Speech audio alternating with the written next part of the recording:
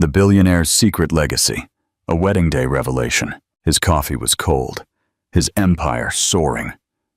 He was days from marrying a supermodel when a phone call ripped open his perfectly constructed world.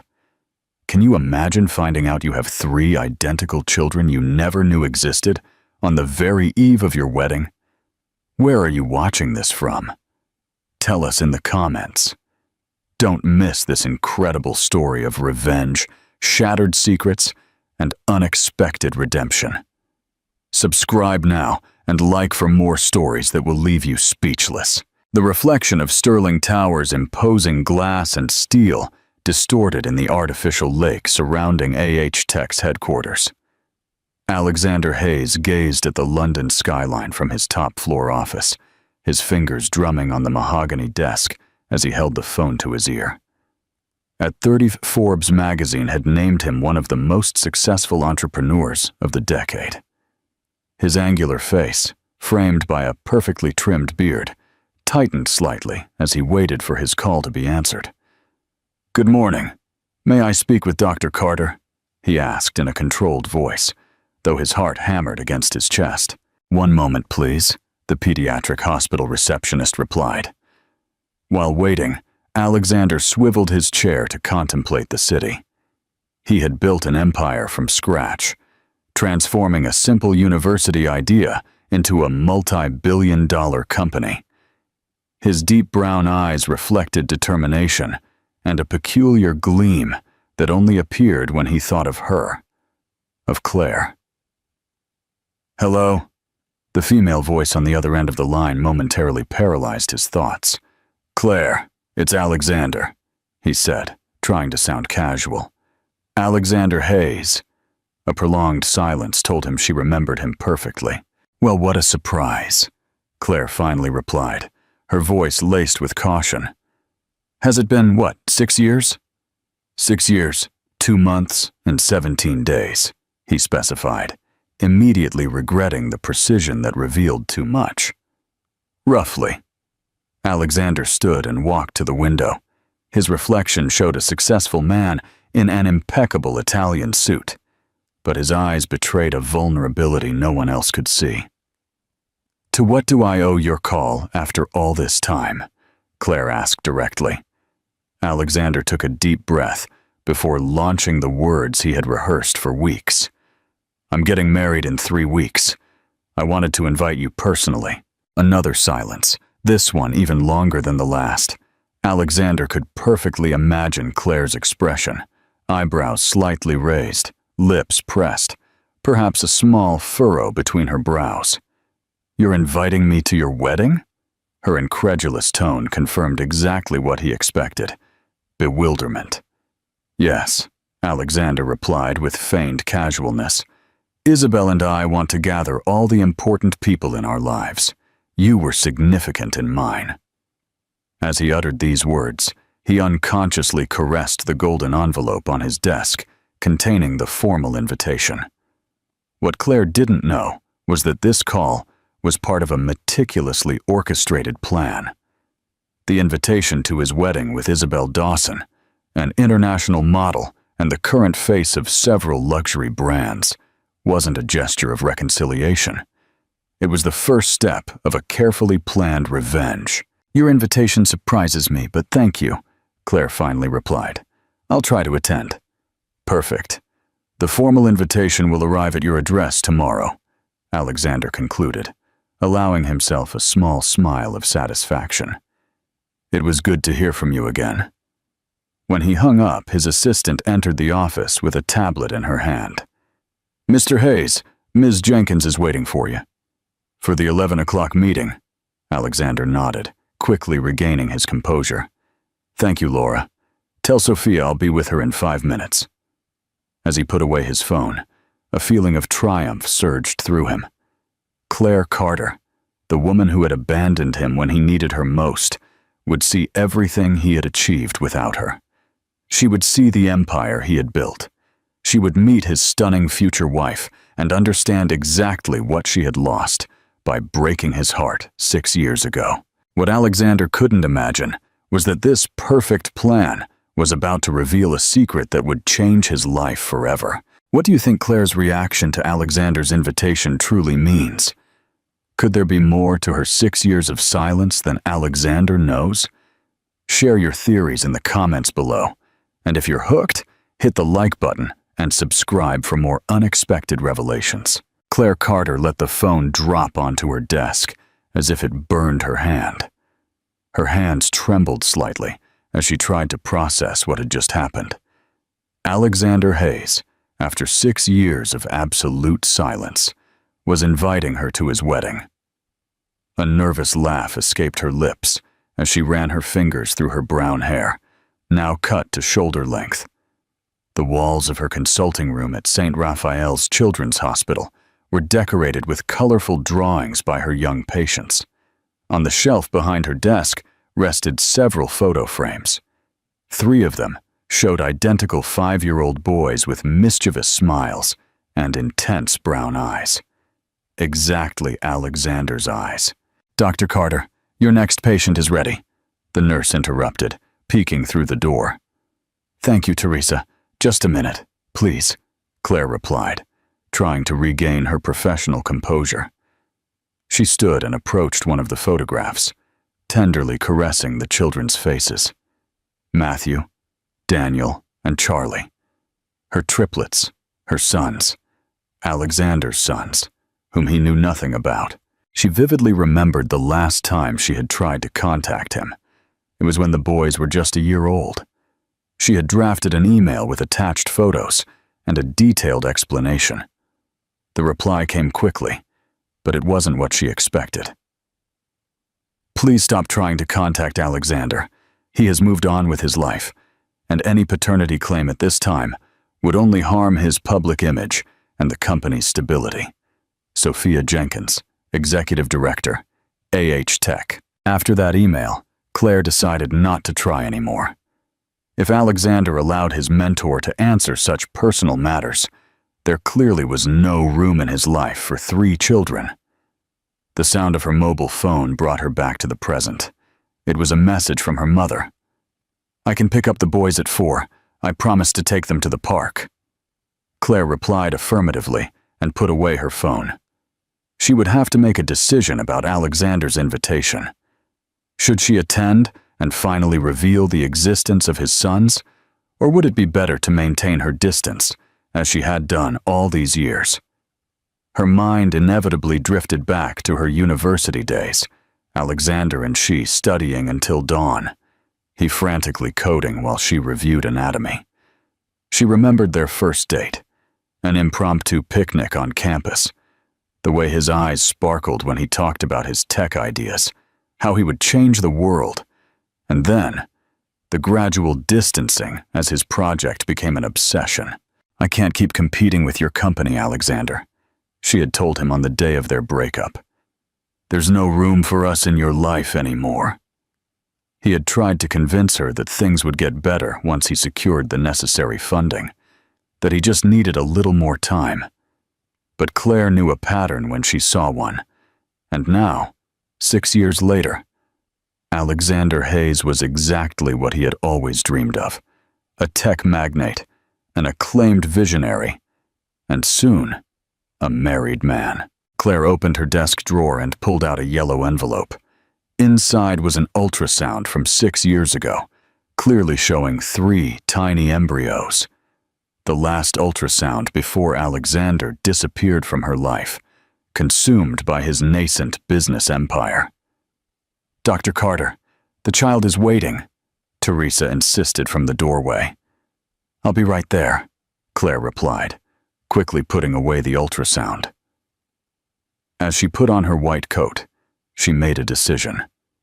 She would attend that wedding, but she wouldn't go alone. It was time for Alexander Hayes to meet his sons. If he was willing to invite her to his wedding as a trophy of his success, he would have to be prepared for the consequences of their reunion. What Claire couldn't imagine was the chain of events her decision would unleash, and how the ordered life she had built for herself and her sons was about to be completely transformed. What role do you think Sophia Jenkins played in keeping Alexander from his children? And how will Alexander react when he sees Claire with his triplets at his wedding? Share your dramatic predictions in the comments. If you're on the edge of your seat, hit that like button and subscribe for more mind-blowing twists. Sophia Jenkins watched Alexander intently from across the conference table. At 55, she remained an imposing woman, her black hair pulled back in a severe bun, her pantsuit impeccable. She had been the first to believe in Alexander's potential when he was just a university student with a brilliant idea. Now, as CEO and his right hand, she guarded AH Tech's interests with the ferocity of a lioness protecting her cub. The new operating system launch must coincide with the merger announcement, Sophia noted, sliding a document towards Alexander. Shareholders expect significant media impact. Alexander nodded distractedly. His mind was still on his conversation with Claire. There was something in her voice, a reserve he didn't expect. After 6 years, he had expected to detect surprise, perhaps envy or regret. But Claire sounded different, almost as if she held a secret. "Alexander?" Sophia insisted, frowning slightly. "Are you listening to me?" "Sorry, Sophia," he replied, refocusing. "I was thinking about the wedding. Many details are still pending." Sophia narrowed her eyes, evaluating his expression. "Did you invite Claire Carter as planned?" Alexander was surprised. Although Sophia knew almost every aspect of his life, he didn't recall mentioning his intention to invite Claire. "That's right. I just spoke to her," he confirmed, studying his mentor's reaction. A fleeting glint crossed Sophia's eyes before her face returned to its usual impassivity. "And did she accept the invitation?" she asked casually, though her fingers tightened imperceptibly on the folder she held. "She said she'd try to attend," Alexander replied. She seemed surprised. Sophia leaned back in her seat with an inscrutable expression. "That's natural. You haven't had contact in years. Are you sure this won't complicate your relationship with Isabel?" "Isabel knows about Claire," Alexander lied. "I explained she was someone important in my past, and that I wanted to close that chapter by inviting her to the wedding. The reality was that Isabel Dawson, his 28-year-old fiancée, had no idea Claire existed. His relationship with the model had begun just a year ago, a media-savvy courtship that benefited both. She gained credibility by associating with a respected entrepreneur, and he achieved the perfect image of a successful man with a stunning woman by his side. Marriage was the logical next step in his plan to project an image of absolute success, and Claire witnessing it was the icing on the cake. "Well," Sophia continued, changing the subject, "regarding the Singapore contracts." The meeting continued for another hour, but Alexander couldn't shake the feeling that Sophia seemed unusually interested in Claire. When he was finally alone in the conference room, he took out his phone and opened an old photograph stored in a protected folder. In it, Claire and he smiled in front of a lake, their faces young and hopeful. It had been taken a week before she left him, claiming his obsession with the nascent company had killed their relationship. At that moment, Alexander was about to secure his first major round of funding. He needed Claire to understand the pressure he was under, to give him more time. But she had chosen to abandon him at his most crucial moment. The sound of the door startled him. Sophia had returned and was watching him from the threshold. "I forgot my tablet," she explained, approaching the table. Her gaze briefly stopped on Alexander's phone screen before he could lock it. "I see you're reminiscing." Alexander put the device away, uncomfortable. "I was just checking I have the correct address to send her the invitation." Sophia took her tablet and headed towards the door, but before leaving, she stopped. "Be careful, Alexander," she said without looking at him, The past has a nasty habit of resurfacing at the most inopportune moments. When the door closed behind her, Alexander felt an inexplicable shiver. For an instant, it seemed that Sophia knew something he didn't, something related to Claire, but he quickly dismissed that thought. It was impossible. No one knew his true intentions with this invitation.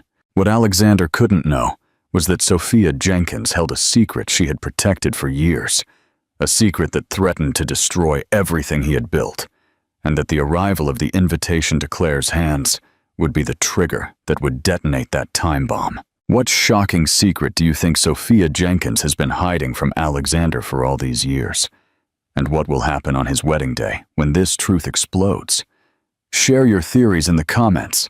Don't forget to like this video and subscribe for more shocking revelations. "Mom, Daniel took my dinosaur!" shouted Charlie, the youngest of the triplets by just 2 minutes, as he ran to Claire with tears in his brown eyes. Claire put her groceries on the kitchen counter and knelt to her son's height. "Daniel, come here, please," she called in a firm but calm voice. The second triplet appeared in the kitchen doorway, holding a green plastic T-Rex with a guilty expression on his face, identical to his brother's. "It was my turn," he argued, though his voice betrayed that he knew perfectly well he was wrong. Matthew, the oldest of the three by just a minute, joined the group with crossed arms and a mediator's stance. "I told him to wait. Your turn, Mom." But he didn't listen. Claire looked at her 3 sons with a mix of tenderness and firmness. They were physically identical. The same black, slightly wavy hair, the same intense brown eyes, the same smile that caused a small dimple on their left cheek. But their personalities were completely distinct. Matthew, the responsible one. Daniel, the adventurous one. Charlie, the sensitive one. And all 3, living images of their father. "Daniel, you know we have rules about sharing toys," Claire explained patiently. "Give it back to Charlie and wait your turn." Daniel sighed dramatically, but obeyed, handing the dinosaur to his brother with a soft, "Sorry," mumbled through gritted teeth. "Now help me put away the groceries," Claire instructed, standing up. "And then we'll have dinner." The 3 boys hurried to help, creating a small assembly line to move food from bags to the pantry. Claire watched them with a divided heart. The golden envelope that had arrived that morning lay on the dining table like a constant reminder of the decision she had to make. When the boys washed their hands and sat at the table, Claire served the stew her mother had prepared before leaving.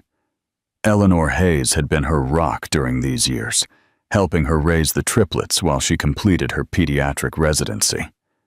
"Mom, can we go to the zoo this weekend?" Matthew asked, carefully blowing on his hot spoon. "The teacher said there are new baby pandas," Charlie added, his eyes sparkling with excitement. "And giant crocodiles, too," Daniel completed, making a threatening gesture with his small hands. Claire smiled, but her mind raced. She had only 2 weeks to decide if she would take the boys to Alexander's wedding. 2 weeks to determine if it was the right time for the father to meet his sons and vice versa. "We'll see if we can go," she finally replied. "But first, I want to talk to you about something important." The 3 identical pairs of eyes fixed on her with curiosity. "Do you remember when I told you that everyone has a daddy, even if some daddies don't live with their children?" Claire began, carefully choosing her words. The boys nodded in unison. "Is our daddy coming?" Charlie asked, always the most intuitive. Claire felt the air leave her lungs. Sometimes her children's perceptiveness surprised her. "Not exactly," she replied honestly. "But there's a chance we might meet him soon." "Is he an astronaut?" Daniel asked excitedly. "Michael says his daddy is a pilot and travels all over the world." "No, he's not an astronaut," Claire smiled. "He's a businessman. He works with computers and technology. Like Iron Man? Daniel's eyes lit up. Not that extravagant, Claire laughed. But yes, he works with advanced technology. When Matthew, always the most serious, watched her with a thoughtful expression. Why doesn't he live with us? He finally asked, the question Claire had always feared. She took a deep breath before answering. Your daddy and I separated before he knew you were on the way, and he doesn't know you exist, she explained softly. Not because he didn't want you, but because he never had the opportunity to know you. And why didn't you tell him? Matthew insisted, frowning exactly as Alexander did when something didn't make sense to him. Claire felt a lump in her throat. How could she explain the complexities of her situation to a 5-year-old? How could she tell him that she had tried to contact his father several times without success?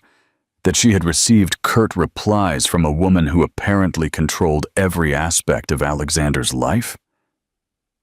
I tried, she finally said. But sometimes things don't work out as we expect. However, now there's a chance you might meet him, and I wanted to prepare you for that. What if he doesn't like us? Charlie's small voice reflected genuine fear. Claire opened her arms, and the 3 boys rushed to circle the table and hug her. That's impossible, she assured, kissing their heads. No one who knows you could not love you. As she hugged her sons, Claire made her decision. She would attend Alexander Hayes' wedding, and she would bring the triplets with her. Not as an act of revenge, but as an act of justice. Alexander had a right to know his sons, and more importantly, they had a right to know their father. What Claire couldn't foresee was that this decision would unleash a series of events that would forever change not only Alexander's life, but also the lives of everyone involved in this complex story of secrets and truths hidden for too long. How will Alexander react when he sees Claire with his triplets at his wedding? What role will Sophia Jenkins play when the truth is revealed? Share your dramatic predictions in the comments. If you're on the edge of your seat, hit that like button and subscribe for more explosive revelations. Sophia Jenkins observed the London night from the window of her elegant apartment on the 30th floor of an exclusive building. In one hand, she held a glass of red wine. In the other, her mobile phone. The screen showed a newly received message from Michael Green, Alexander's old friend. We met today. She's coming to the wedding with the children. Sophia let out a long sigh. For 6 years, she had carefully protected this secret, intercepting emails, blocking calls, returning letters, all to safeguard Alexander's future, and by extension, the future of the company they had both built. She walked towards her study, an impeccably tidy room where every object had its precise place. From a locked drawer, she extracted a folder simply labeled CC. Opening it, dozens of letters and printed emails unfolded before her eyes. 6 years of Claire's attempts to contact Alexander. The last letter included a photograph of 3 identical babies, barely a year old, smiling at the camera. Sophia ran her fingers over the image with an inscrutable expression. Had she done the right thing? At that moment, with Tech on the verge of securing its first major round of funding, the news that its young CEO had gotten his ex-girlfriend pregnant would have been devastating for the company's image. Or at least, that's what she had told herself to justify her actions. Her phone rang, startling her. It was Alexander. I need to talk to you, he said, without preamble when Sophia answered. Now. The urgency in his voice was unusual. It's almost 11 at night, Alexander, she replied calmly. Can it wait until tomorrow? No. The firmness in his tone brooked no argument. I'm in your building's lobby. Sophia felt a chill. Quickly, she put the folder back in the drawer and locked it. Come up, she finally conceded. While waiting, she mentally arranged her thoughts. Had Alexander discovered something? Had Claire contacted him directly? The doorbell rang minutes later. Opening the door, Sophia found a visibly agitated Alexander. His shirt was wrinkled, as if he had spent hours sitting in the same position, and his normally perfect hair was disheveled. "Claire has children," he blurted out without preamble as he entered the apartment. 5-year-old triplets. Sophia maintained a neutral expression, though her mind raced. "If that surprises you, why?" she asked with feigned innocence. Alexander looked her directly in the eyes. "Because the timing coincides exactly with our breakup," he replied, intently studying her reaction. "Which leads me to wonder if there's a possibility they're mine." Sophia moved with deliberate slowness towards the wet bar. "Can I pour you something? You look like you need it." "What I need are answers," Alexander insisted, following her. "Did you know something about this?" Sophia poured him a whiskey before replying. "What makes you think I would have information about your ex-girlfriend's personal life?" Alexander took the glass, but didn't drink. "Because you've handled my personal correspondence for years," he replied, his tone accusatory. "Because you've systematically filtered who can approach me and who cannot. And because your reaction when you found out Claire would come to the wedding with 3 guests was very revealing." Sophia maintained her composure, though internally, she recognized she had underestimated Alexander's perceptiveness. "You're making conjectures based on coincidences," she argued, sitting elegantly on one of the sofas. "Claire could have rebuilt her life soon after leaving you. Those children could be anyone else's. And why bring them specifically to my wedding, requesting front-row seats?" Alexander questioned, his voice rising slightly. "It makes no sense unless—" He cut himself off, as if the realization struck him suddenly. "Unless she wants me to see them," he finished in a whisper. "Unless she wants me to know they're mine." Sophia understood it was useless to keep denying. "Sit down, Alexander," she instructed in a soft but authoritative voice, the same one she had used years ago when he was just a young programmer with ambitious dreams. "There's something I need to show you." Reluctantly, Alexander obeyed. Sophia went to her study and returned moments later with the folder. She placed it on the coffee table without a word. "What is this?" he asked, looking at the object warily. "Open the folder," she simply replied. With slightly trembling fingers, Alexander lifted the cover. His eyes widened in surprise as he discovered the contents. Dozens of letters, printed emails, even some ultrasounds, all addressed to him, all from Claire. "What does this mean?" His voice was barely audible. "It means Claire tried to contact you," Sophia explained, maintaining a professional tone. "Multiple times." Alexander picked up one of the ultrasounds. It clearly showed 3 small embryos. "And you intercepted all this?" Disbelief turned to anger in his voice. "By what right?" Sophia braced herself for the confrontation she had feared for years.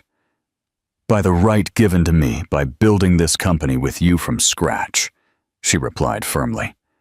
"We were about to close the first major funding round. Your image as a young visionary and focused leader was crucial. A paternity scandal would have sunk us." "They were my children," Alexander exclaimed, standing abruptly. "My decision." "You were young and impulsive," Sophia countered. "You would have abandoned everything for a responsibility you weren't ready for. All our work, our sacrifices, would have been in vain." Alexander frantically flipped through the contents of the folder, his hands trembling more and more. "All these letters," he murmured, his voice broken by emotion. "All these years." He paused at a photograph of 3 babies, approximately 1 year old. The same eyes, the same smile he saw every morning in the mirror. "I have children." He uttered these words as if trying to convince himself. "I have 3 children who don't know me, who have grown up thinking I abandoned them." Sophia tried to approach, but Alexander raised a hand to stop her. "Did you reply to these letters?" It wasn't a question, but a statement. "Did you reply pretending to be me?" "It was for the best for everyone," Sophia insisted. Claire would move on. You would focus on the company, and eventually... Eventually what? Alexander interrupted her, his voice glacial. "Were you planning to tell me someday, or were you hoping I'd never find out?" Sophia fell silent, recognizing she had no answer to that question. Alexander gathered all the letters and photographs, putting them back in the folder. "I'm taking this," he declared with a calm that contrasted with the storm in his eyes. "And Sophia, you're fired." She looked at him in disbelief. "You can't be serious." The company will survive," Alexander cut her off. "But our professional relationship ends here.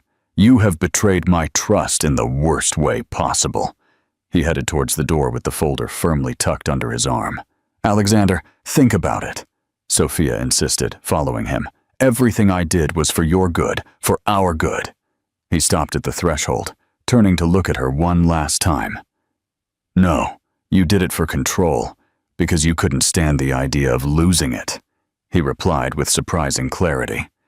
"You stole 6 years with my children. That's something I can never get back." And with these words, he left the apartment, leaving Sophia alone with the weight of her decisions. As the elevator descended, Alexander looked at the photographs of his children with a mix of emotion and pain. Small versions of himself who had been born, taken their first steps, said their first words, all without his knowing. His phone vibrated in his pocket. It was a message from Isabel. "Where are you? We have the menu tasting tomorrow, early." The wedding, with everything that had been discovered, he had completely forgotten his impending marriage, a marriage that now presented itself in a completely different light. As he left the building into the night, Alexander faced the biggest crossroads of his life. In 1 week, he would not only see his children for the first time, but he would have to decide what kind of man, what kind of father he wanted to be. And that decision would change the course of many lives, including his own. How will Alexander confront Isabel about the canceled wedding and his newfound children? What emotional roller coaster awaits him and Claire as they attempt to connect after 6 lost years? Share your predictions in the comments. Don't forget to like this video and subscribe for more powerful turns.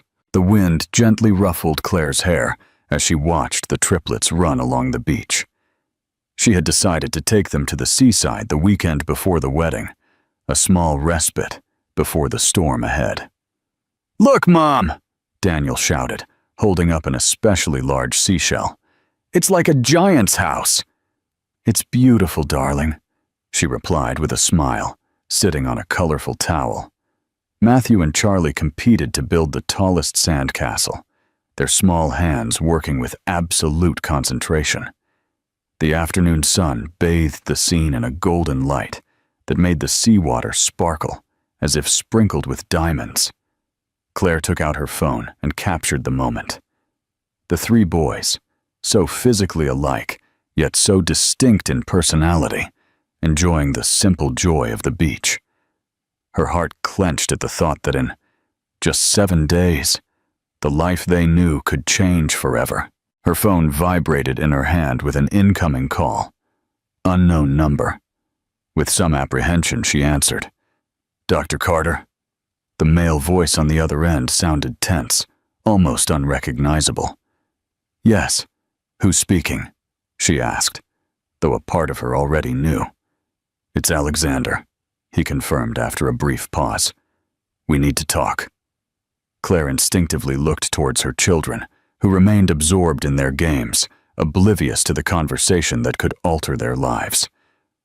"About what, exactly?" she asked, maintaining a neutral tone. "You know perfectly well about what." Alexander's voice held a mixture of anguish and urgency. "About our children." Claire felt the air leave her lungs. The moment she had imagined so many times over 6 years had finally arrived, but not in the way she expected. "How did you know?" she finally asked, without trying to deny it. "I found out 3 days ago," he replied. "I found an article that mentioned you were a mother of triplets. Then I confronted Sophia." "Sophia?" Claire repeated, confused. "She intercepted all your attempts to contact me," Alexander explained, his voice breaking slightly. "Letters, emails, messages, everything. I never knew you were pregnant. I never knew I had children." Claire closed her eyes, processing this revelation. For years, she had assumed Alexander had simply chosen to ignore her messages, that he had decided his career was more important than the possibility of being a father. "You never knew," she murmured, more to herself than to him. "Never," Alexander confirmed. "Claire, I swear to you, I would never have ignored something like that. Regardless of how we ended, I would never have abandoned my children." A solitary tear rolled down Claire's cheek as she watched the triplets scamper across the beach. 6 years of silent resentment, of nights wondering how a man could reject his own children, vanished in the face of this new truth. "The wedding invitation," she began, trying to understand. "Why did you invite me if you didn't know anything?" There was a prolonged silence before Alexander replied. "Out of pride, out of resentment," he finally admitted, his voice laden with shame. "I wanted you to see everything I had achieved without you, what you could have shared if you had believed in me. It was a stupid, vengeful plan." The raw honesty of his confession surprised her.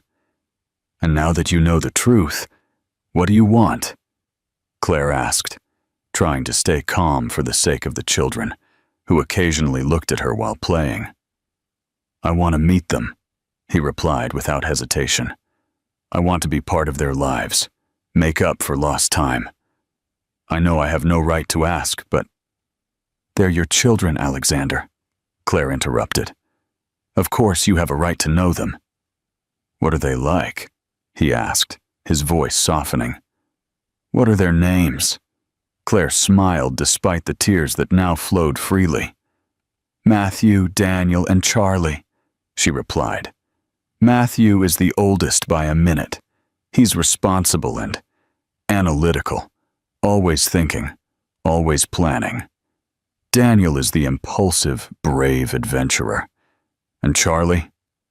Charlie is the sensitive one, the one who feels everything deeply, like you," Alexander observed, and Claire could imagine his smile on the other end of the line. "Charlie is like you, but all 3 have your eyes," she added, "and your stubbornness. Definitely genetic." A soft, almost imperceptible chuckle came from the other side. "Claire, about the wedding," Alexander began, his tone changing. "You don't have to explain anything," she interrupted. "I understand you have an established life. Isabel seems like a wonderful person and—" "I've canceled the wedding," Alexander cut her off. "Last night." The surprise left Claire momentarily speechless. "Why?" she finally asked. "Because I can't start a marriage based on lies," he replied simply. "Isabel deserved to know my true reasons for inviting you, and when I explained, well, let's just say she saw a side of me she didn't like. And then, when I told her about the children—" "I'm sorry," Claire said sincerely. "Don't be sorry," Alexander replied. "It was the right thing to do. Isabel and I never was real. I think we both knew it, but it was convenient." A comfortable silence settled between them, so different from the tension that had marked their last conversation 6 years ago. "Can we meet before the date that would have been the wedding?" Alexander finally asked. "In private, just you and me. There's a lot we need to talk about."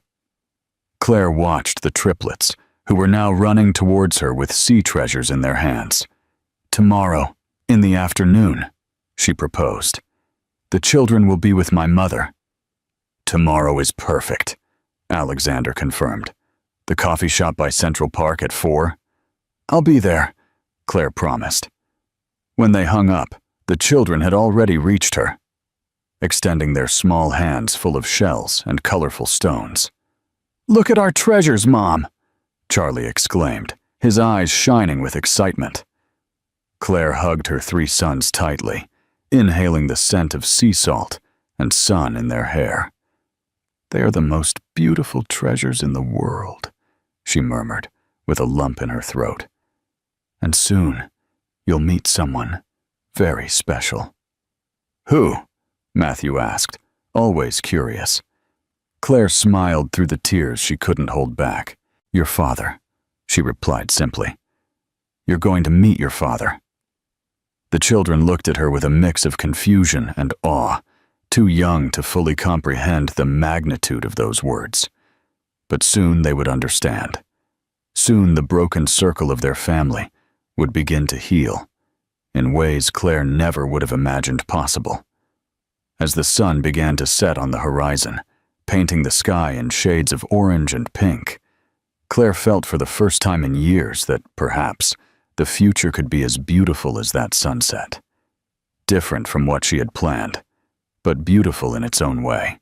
How will Alexander and Claire's first private meeting go after all these years? What questions will they finally get to ask each other? Share your thoughts below. If you're invested in their journey to mend the past, hit that like button and subscribe for the next emotional chapter. The Parkside Cafe occupied the sunniest corner of Central Park. Its wide windows offered a perfect view of the park, where children and adults enjoyed the spring afternoon. Alexander had arrived half an hour early, too nervous to wait in his apartment. He was dressed casually, but elegantly. Dark jeans, a light blue shirt, and sneakers. He had deliberated at length over his outfit, wanting to project a relaxed but respectable image. Not the CEO of a multinational tech company, but simply a father about to meet his children. He checked his watch for the 10th time. 10:50. They would arrive any minute. His heart pounded so hard he could feel his pulse in his temples. He had negotiated with relentless investors, presented products to thousands of people, appeared on economic magazine covers, but nothing had prepared him for the nervousness he felt now. It was then that he saw them. Claire. She walked along the main path, holding a child's hand on each side. The third walked slightly ahead, curiously observing a squirrel climbing a nearby tree. Alexander froze. From a distance, the resemblance was undeniable. Three small versions of himself, with the same slightly wavy dark hair, the same athletic build, even the same way of walking. "Come on, boys, this way," Claire indicated, guiding them towards the bench where Alexander waited, motionless. When they got close enough, Alexander could distinguish the subtle differences between them. One seemed more serious, observing him with analytical intensity. Another displayed a mischievous, confident smile. The third remained slightly hidden behind Claire, with a cautious but curious expression. "Good morning," Claire greeted with an encouraging smile. "We made it just in time." Alexander nodded, momentarily unable to speak. Finally, he knelt to the children's level. "Hello," he said softly. "My name is Alexander. It's a pleasure to meet you." The serious-looking boy stepped forward. "I'm Matthew," he introduced himself formally, extending his small hand. "I'm 5 years and 3 months old." Alexander shook the offered hand, marveling at the formality of the gesture. "Nice to meet you, Matthew," he replied with equal seriousness. The second boy, with the mischievous smile, stepped forward without waiting for an invitation. "I'm Daniel," he exclaimed enthusiastically. "Is it true you have robots at your work? Mom said you make computers that think on their own." Alexander couldn't help but smile at his energy. "We have some robots, yes," he confirmed. "And we work with artificial intelligence, which are like computers that learn new things every day, just like us," Daniel concluded, visibly impressed. The third boy remained by Claire's side, observing the exchange with attentive eyes. "And you must be Charlie," Alexander guessed, addressing him with special gentleness. The boy nodded without speaking, but held his gaze with a surprising intensity for someone so small.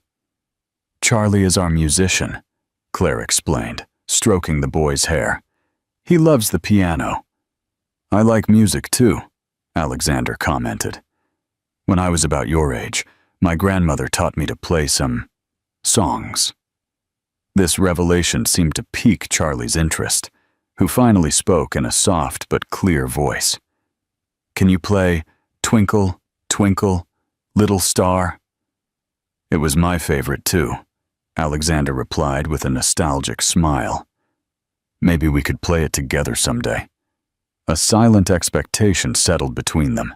Claire intervened naturally. "How about we walk a bit? We could take a stroll around the lake." The boys nodded enthusiastically. Daniel immediately took the lead, pointing out ducks and asking if they could feed them. Matthew walked next to Claire, occasionally looking back to make sure Charlie and Alexander were following. To everyone's surprise, Charlie approached Alexander and, after a moment of hesitation, extended his hand to him. Alexander took it with infinite care, as if holding something incredibly fragile and precious. They walked like that for a while, in a formation that seemed natural, despite being completely new to everyone. Daniel led the expedition, pointing out animals and plants. Matthew provided fascinating facts about each discovery. Ducks can sleep with half their brain, while the other half is awake. Charlie walked silently beside Alexander, his small hand firmly clasped in the adult's. "Mom says you didn't know we existed," Matthew suddenly commented, turning to look at Alexander. "Is that true?" The direct question surprised Alexander, although Claire had warned him about Matthew's frankness. "It's true," he replied honestly, knowing these children deserved the truth. "I found out about your existence very recently, and it made me very happy." "Why didn't you live with us before?" Matthew insisted. Alexander looked at Claire, who nodded slightly, indicating he should continue. "Your mom and I broke up before she knew you were on the way," he explained carefully. "She tried to tell me, but there were communication problems." "Like when the phone runs out of battery?" Daniel asked, who had come closer to listen. "Something like that," Alexander smiled. "But more complicated. The important thing is that now I know, and I'm very happy to meet you. You're our daddy, right?" Charlie's soft voice made everyone look at him. His question contained certainty more than doubt. Alexander knelt to his level, still holding his hand. "Yes, Charlie," he confirmed, his voice slightly trembling. "I am your daddy." The three boys exchanged glances, as if having a silent conversation among themselves. Finally, it was Matthew who spoke for the three. "Will you stay now?" he asked, with the relentless logic of a 5-year-old. Daddies should stay with their children. Alexander looked at Claire, aware of the complexity of the situation. She intervened softly. "We live in separate homes," she explained, "like Michael and Lily's parents, remember? But that doesn't mean your daddy can't be part of your lives." "Will you come to see us?" Daniel asked, his enthusiasm barely contained. "Can we visit your work and see the robots?" "I'd love for you to visit my office," Alexander replied sincerely.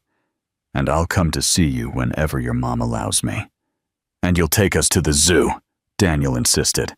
"They have new baby pandas." "And giant crocodiles," Charlie added, visibly more animated. Alexander laughed, feeling the knot in his throat begin to loosen. "Zoo, amusement park, beach. Wherever you want to go," he promised. Claire observed the interaction with a mix of conflicting emotions. On one hand, she felt profound joy seeing her children connect so naturally with their father. On the other, an inevitable pang of unease at how quickly Alexander seemed to be winning their affection. "How about we go to the swings?" she suggested, seeing the conversation was becoming too intense. The children responded enthusiastically, running to the playground with renewed energy. Alexander and Claire followed at a slower pace. "They're incredible," he commented, his voice laden with emotion. "So smart, so perfect." "They have their moments," Claire smiled. "You should see them when they fight over the last slice of pizza." Alexander glanced at her. "Thank you for this," he said sincerely, "for letting me meet them, for not keeping them from me, despite everything." "As I said yesterday, I'm doing it for them," Claire replied softly. "But I must warn you, Alexander. If you decide to be part of their lives, you must be permanent. They cannot experience another abandonment." The seriousness in her voice was unmistakable. "I have no intention of disappearing," he assured. "I want to be a real father to them. The rest of my life won't be enough to make up for these 6 lost years, but I'll do everything I can." They reached the swings, where Daniel was already trying to climb the highest one, while Matthew patiently explained why it was dangerous. Charlie watched from a safe distance, waiting his turn. "Will you push me?" Charlie suddenly asked Alexander, pointing to an empty swing. Alexander's heart leaped at this simple gesture of trust. "It would be an honor," he replied, helping the little one get on. For the next hour, Alexander transformed. He, CEO of AH Tech, the calculating businessman, the tech magnate. All those personas disappeared. In their place was simply a father playing with his children, running, laughing, falling and getting up, living for the first time moments that other parents took for granted. Claire watched them from a nearby bench, allowing them to build those first memories together. Her phone vibrated with a message from Liam. "How's it going? I'm here if you need me," she replied with a simple, "All good, I'll call you later," before putting her phone away again. This moment didn't belong to her or Liam. It was the beginning of a bond that, despite the extraordinary circumstances, deserved its own space to flourish. When the children finally tired of playing, they returned to her, their faces flushed with exercise and excitement. "Daddy can throw us really high," Daniel exclaimed, using the word daddy naturally for the first time. Claire noticed how Alexander suppressed emotion at hearing that simple term, which for any other father would be commonplace, but for him represented an entirely new world. "It's time to go," Claire announced, noticing it was nearing lunchtime. "The boys need to eat and rest a bit." Alexander nodded, though his reluctance to end the meeting was evident. "Can I see them soon?" he asked, addressing both Claire and the children. It was Matthew who replied with his usual precision. "You could come for dinner," he suggested, looking at his mother for approval. "Tomorrow is Thursday. On Thursdays, Mom makes spaghetti." Claire smiled at her son's transparency. "If your father doesn't have other commitments, he can come for dinner tomorrow," she conceded. "I'll cancel any commitments," Alexander assured immediately. Daniel jumped with excitement. "And then we can show you our toys. I have a T-Rex that really roars." "And I could show you my rock collection," Matthew added seriously. Charlie, who had remained more reserved, approached Alexander and gently tugged his sleeve. "I have a piano," he said quietly. "We could play together." Alexander knelt to his level. "I'd love that," he replied sincerely. "It's a date then." The children said goodbye with spontaneous hugs that surprised both Alexander and Claire. The naturalness with which they had accepted this new presence in their lives was astonishing and moving. As he watched them walk away down the path, Alexander experienced a mix of emotions he had never felt before. Absolute joy at this discovery, pain for the lost years, and above all, a fierce determination to be the father these three extraordinary children deserved. What none of them could know was that this first meeting was just the beginning of a complex journey, where past and present would intertwine in unexpected ways, and where everyone would have to learn to redefine the meaning of family. How will Alexander balance his demanding career with his newfound role as a father? What new challenges will arise from his decision to put his family first? Share your predictions in the comments. If you're captivated by this story of transformation, hit the like button and subscribe for more emotional chapters. Tech's main boardroom occupied 40 floors of a glass and steel skyscraper in the city's financial center. Since Sophia Jenkins's forced resignation, the hallways had been filled with rumors and speculation. The management team, accustomed to Sophia's dominant presence in all important decisions, now found itself navigating uncharted waters. Alexander had spent the last 3 days reorganizing the company's structure. He had promoted Laura Stevens, his personal assistant, to interim director of operations, and had delegated various responsibilities among the vice presidents. But the most significant changes were happening in his personal life. That morning, he had arrived early at the office, eager to complete his work so he could attend dinner at Claire's house. The prospect of spending another evening with his sons filled him with an emotion he had never experienced. The 2 previous dinners had been revelations. Seeing the triplets in their natural environment, learning their routines, their preferences, their little personalities. Matthew, always analytical, had proudly shown him his perfectly labeled mineral collection. Daniel had introduced him to his army of dinosaurs, detailing the characteristics of each species with infectious enthusiasm. And Charlie had played for him on his small toy piano, a simple melody executed with surprising precision for a 5-year-old.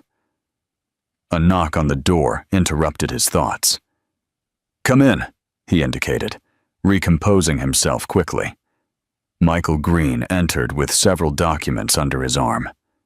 As finance director, Michael had been one of Tech's first employees and one of the few personal friends Alexander had kept from his university days. "Good morning," Michael greeted. "Do you have a moment to review the last quarter's reports?" "Of course," Alexander replied, gesturing to the chair in front of his desk.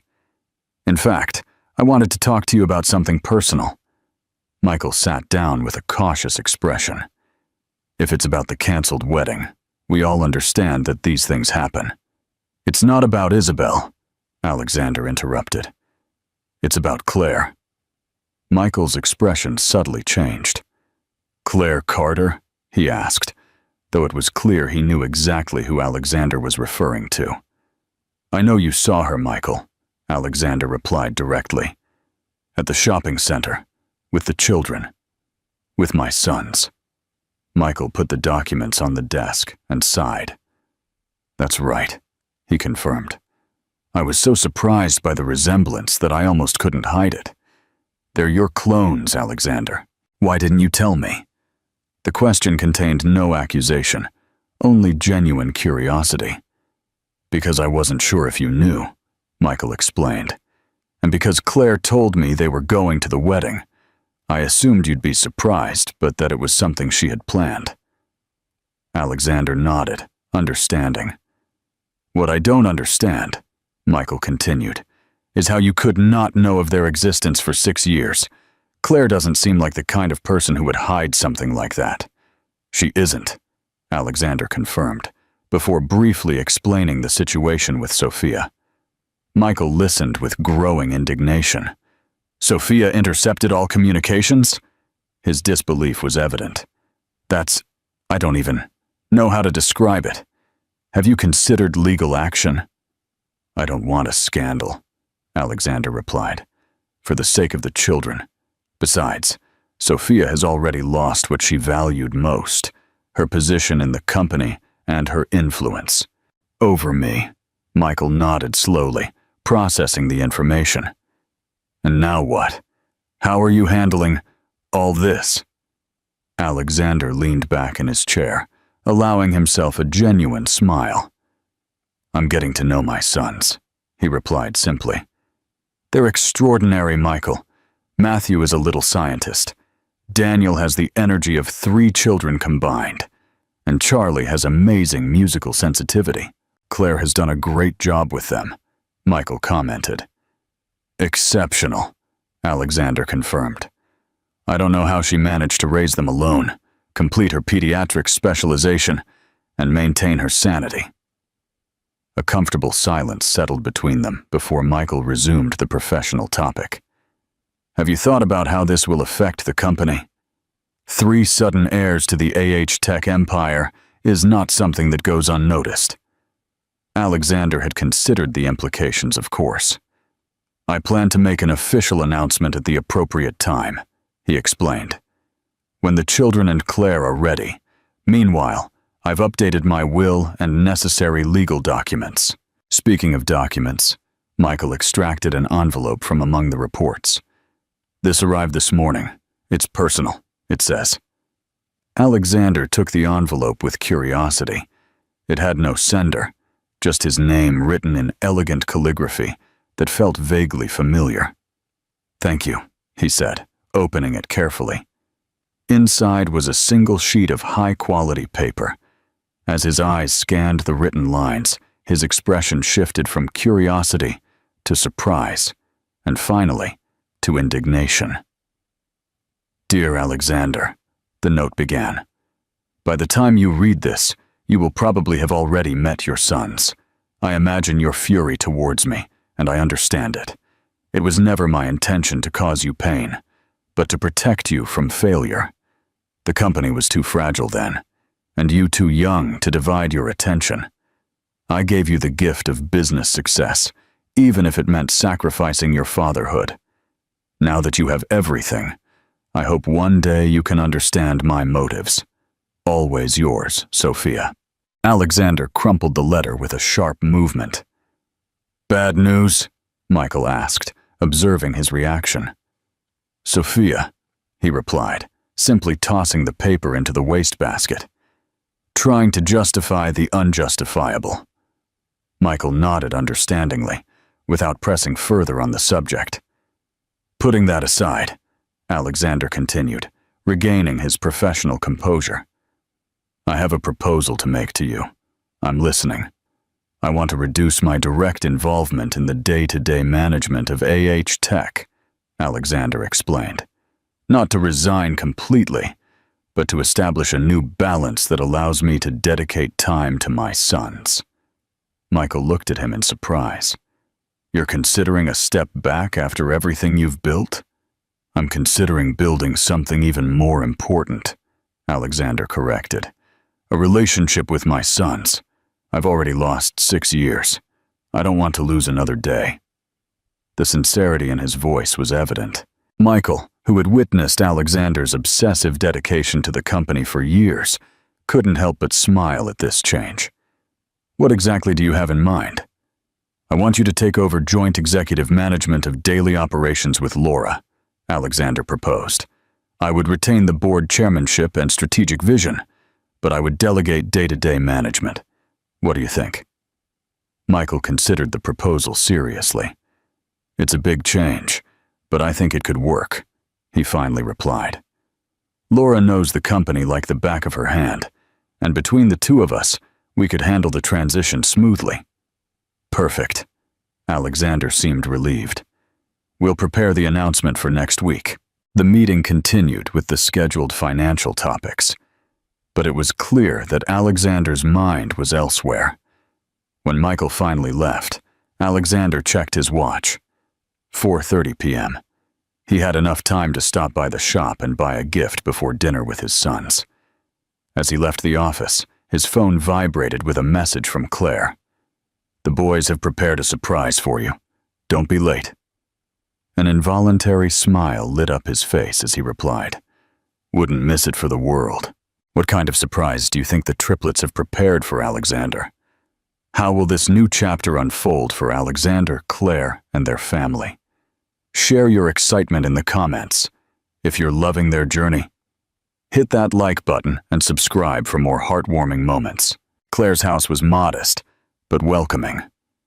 A 2-story residence in a quiet residential neighborhood with a small front garden where 3 identical bicycles rested beside various outdoor toys. Alexander parked his car, considerably less ostentatious than his usual luxury sports car, and took the packages from the passenger seat. He had opted for simple but meaningful gifts: a set of rare minerals for Matthew, a scale model of a T-Rex for Daniel, and illustrated sheet music for beginners for Charlie. As he approached the door, he heard children's laughter and the sound of small feet running.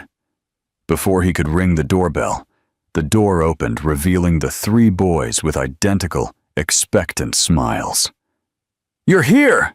Daniel exclaimed, practically jumping with excitement. "Just in time," Matthew observed, checking the wall clock visible from the entryway. "It's 6 o'clock and 2 minutes. Charlie, as usual, stayed slightly behind his brothers, but his smile was equally bright. "Hello, boys," Alexander greeted, kneeling to their level. "I brought some things for you." The boys accepted the gifts with exclamations of gratitude and surprise. Claire appeared in the hallway, wiping her hands on a kitchen towel. "Come into the living room," she indicated with a smile. "Dinner will be ready in 20 minutes. The living room reflected the daily life of a family with triplets, organized within the chaos. Educational toys shared space with children's books, and colorful drawings adorned the walls. A small toy piano occupied a special corner, clearly Charlie's space. "Look, Mom," Matthew exclaimed, showing his new mineral collection. "It even has a real amethyst, and my dinosaur roars like a real one," Daniel added, pressing a button that activated a surprisingly realistic roar. Charlie silently scanned his sheet music, his small fingers tracing the notes with reverence. "Thank you," he finally said, looking up at Alexander. "Will you help me learn this?" He pointed to a simplified version of Clair de Lune. "Of course," Alexander promised, touched by the request. "We can start after dinner, if you like."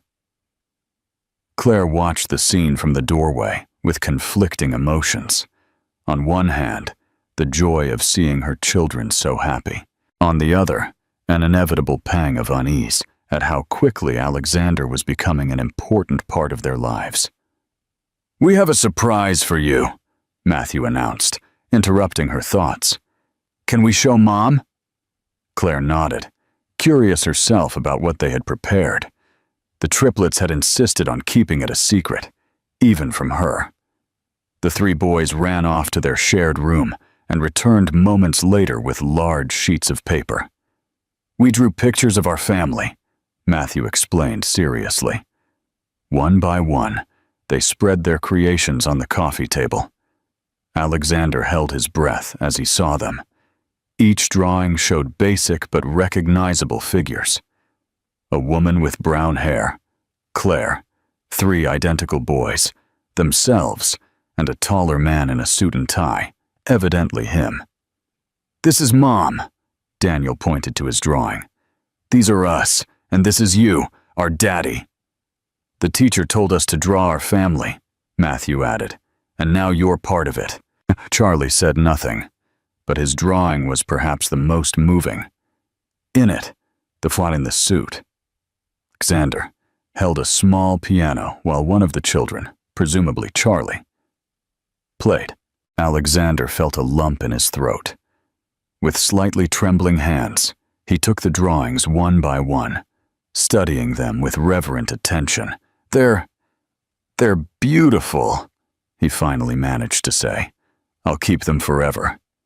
Claire, noticing his emotion, intervened gently.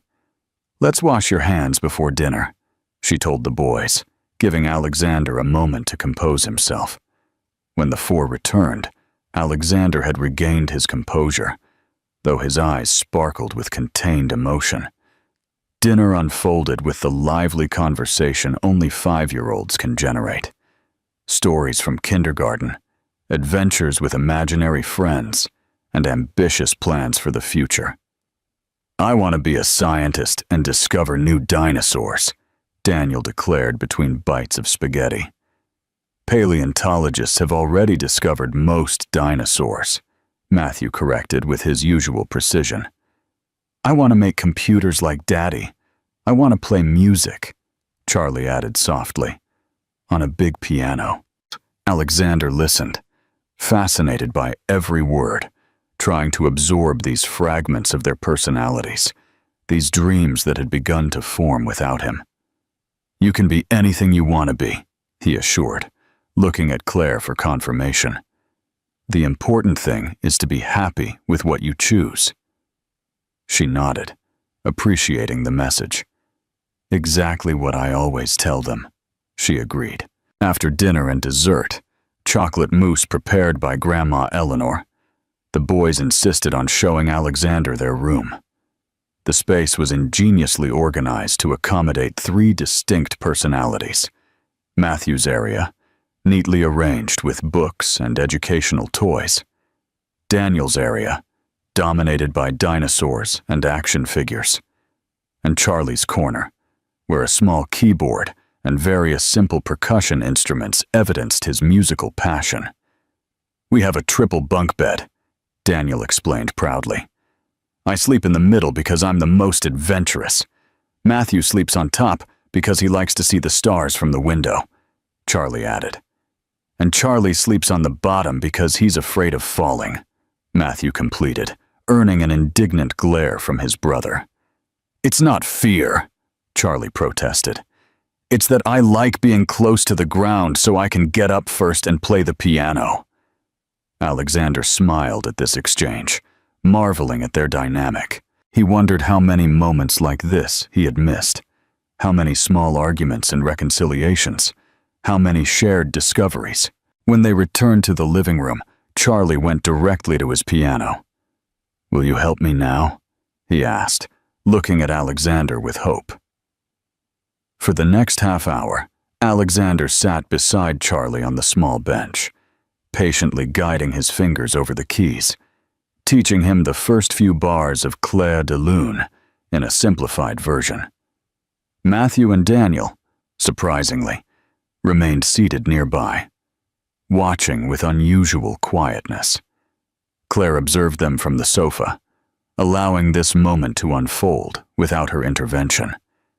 There was something deeply moving about seeing Charlie, the most reserved of the 3, connect with his father through music. When the clock struck 8:30, Claire announced bath and bedtime, prompting the usual protests. "Just 5 more minutes," Daniel negotiated. "We haven't finished the song yet," Charlie added in a rare show of insistence. "Tomorrow is a school day," Claire reminded them firmly. "You can continue another day." The boys looked at Alexander as if seeking an ally. He smiled but supported Claire. "Your mom is right," he conceded.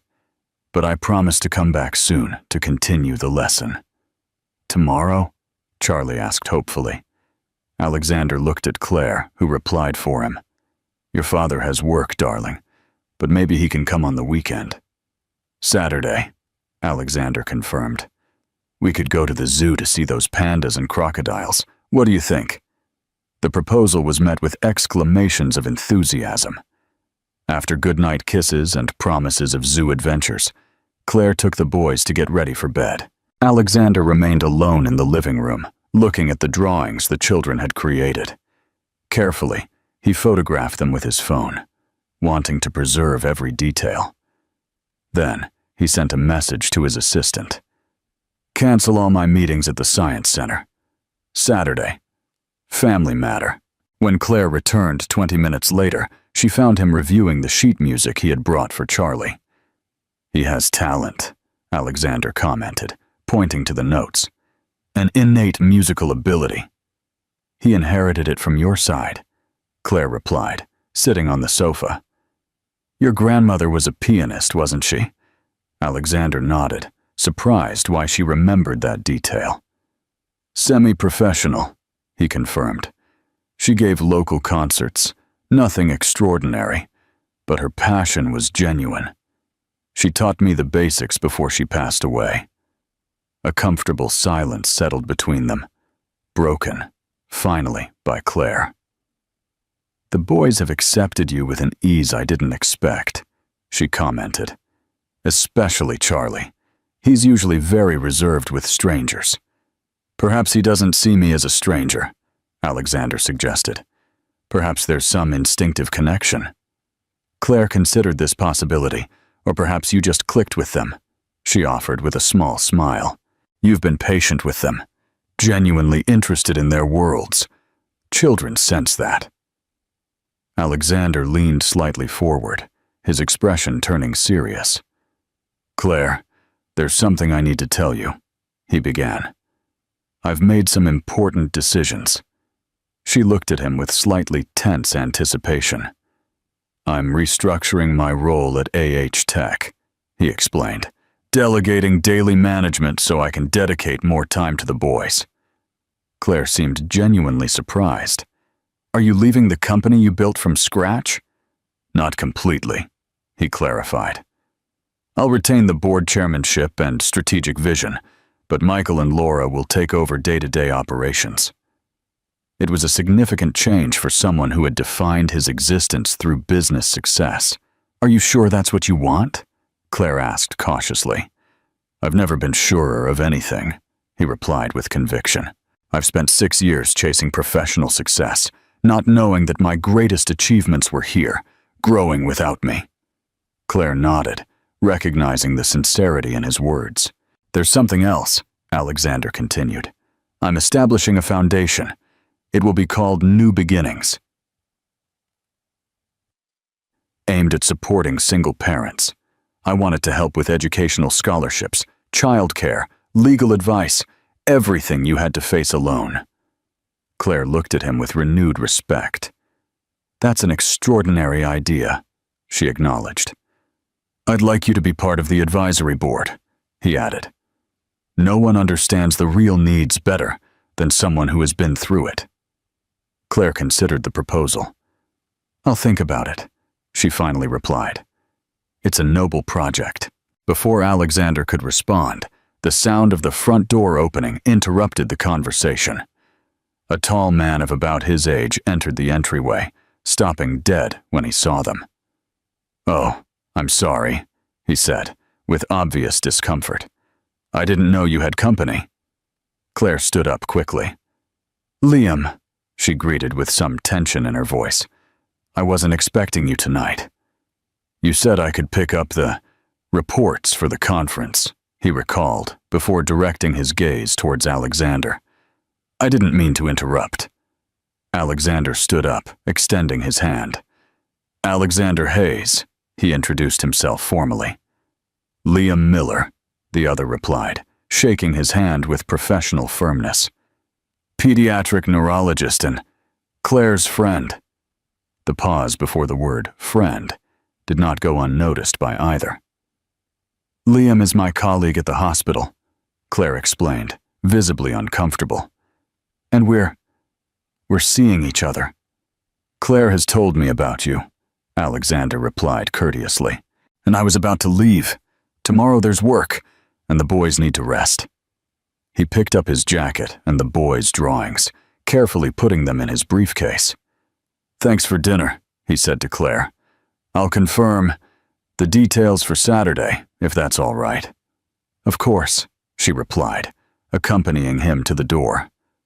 Liam remained at a distance, observing the exchange with an inscrutable expression. Before leaving, Alexander added in a low voice, "They're extraordinary, Claire. You've done an incredible job with them."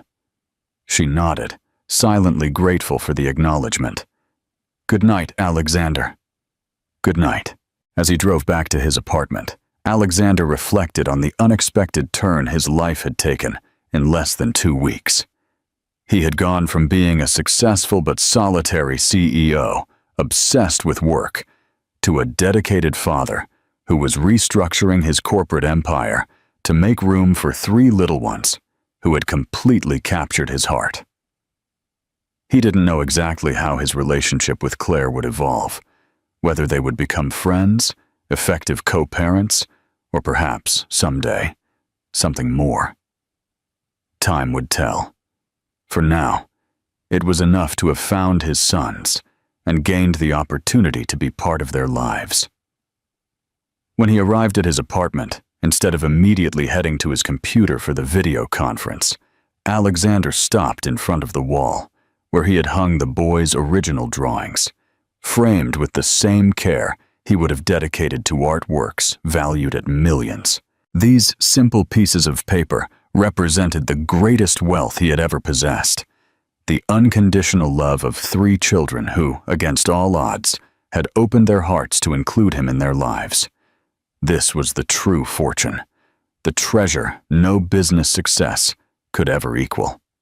With this thought, Alexander turned on his computer, ready to conclude his professional responsibilities for the day. Tomorrow would be another day, with his sons another opportunity to build the family he never knew he needed until he found it. The circle that had broken 6 years ago was beginning to close, not in the way anyone would have expected, but perhaps in the way it was meant to be.